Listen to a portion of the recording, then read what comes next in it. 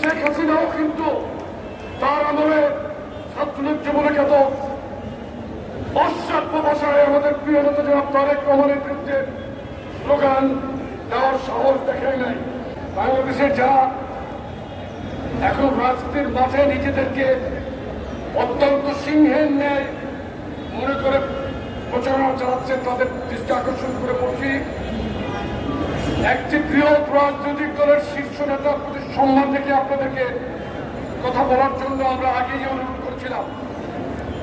বাংলাদেশে এর আগে যখন আগস্টের পরবর্তী সময়ে কিছু কিছু সময় আমাদের প্রিয় নেত্রী দেশনেত্রী বেগম খালেদা জিয়া এবং প্রিয় নেতা জনাব তারেক রহমান সম্পর্কে আপনারা কটুবাক্য বলছিলেন, তখন আমি বিভাগ নিয়ে একটি সমাবেশ ছিল আমার ঢাকাতে 11 সেপ্টেম্বর আমি সর্বপ্রথম এটার প্রতিবাদ জানিয়েছিলাম যে সিনিয়র নেতৃত্ব সম্পর্কে সংযত হয়ে কথা বলুন, সম্মানিত কথা বলুন। দেখুন, মহান আল্লাহ কিন্তু সীমা লঙ্ঘনকারীকে পছন্দ করেন না। সীমা লঙ্ঘন করে কিন্তু কেউ পার পাচ্ছে না।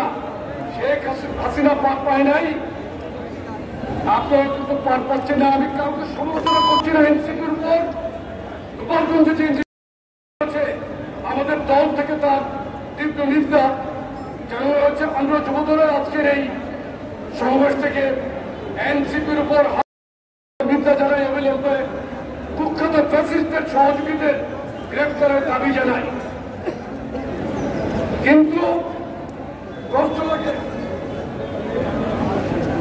লাগে যখন অন্যায়ভাবে কোনো ঘটনা ঘটলে আমাদের উপর চাপিয়ে দেওয়ার অপচেষ্টা করা হয়।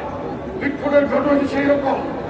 আজকে এটিএন নিউজের খবরে দেখলাম যুবদল থেকে আমরা যে দুজন নেতাকে বহিষ্কার করেছি তাদের নাম প্রাথমিক তথ্য বিবরণীতে ছিল না। এটিএন নিউজ আজকে এই নিউজটি করেছে। এরপর প্রাথমিক তথ্য বিবরণীতে নাম থাকার কারণে আমরা জাতির ন্যাশনাল সেন্টিমেন্টের প্রতি সম্মান রেখে আমাদের দলীয় দুই নেতাকে বহিষ্কার করেছি। চতুর্থ মিথ্যা প্রমাণিত হলে আমরা আমাদের পরবর্তী সিদ্ধান্ত আমরা জাতির কাছে জানিয়ে দেব।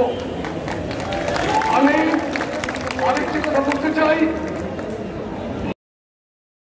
বাংলাদেশে 5ই আগস্টের পর চালু হয়েছে এই সন্ত্রাসকে বন্ধ করতে হবে।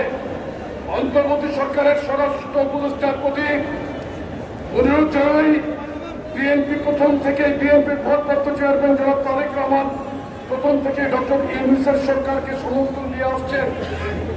লন্ডন মিটিংয়ের পর একটি মহলে খুব হারাম হয়ে গিয়েছে। বাংলাদেশের সবচেয়ে বৃহৎ এবং জনপ্রিয় রাজনৈতিক দল হিসেবে আমরা দায়িত্বের জায়গা থেকে আমাদের প্রিয় নেতার নির্দেশনা অনুসরণ করে বাংলাদেশের অন্তর্বর্তী সরকারকে আমরা সহযোগিতা করে যাচ্ছি। কিন্তু যারা তৈরি করে আমাদের নেতার বিরুদ্ধে মিথ্যা অশ্রাব্য ভাষায় স্লোগান দিয়েছে, আমরা তাদেরকে চিহ্নিত করে অবিলম্বে গ্রেপ্তার করার জন্য আমরা স্বরাষ্ট্র উপদেষ্টার কাছে দাবি জানাই। কুখ্যাত ফ্যাসিস্ট শেখ হাসিনাও কিন্তু তার আমলে ছাত্রলীগ যুবলীগ এত অশ্রাব্য ভাষায় আমাদের প্রিয় নেতা জনাব তারেক রহমানের বিরুদ্ধে স্লোগান দেওয়ার সাহস দেখায় নাই। আমরা কাউকে পায়ে পড়া দিয়ে কারোর সাথে ঝগড়া করতে চাচ্ছি না।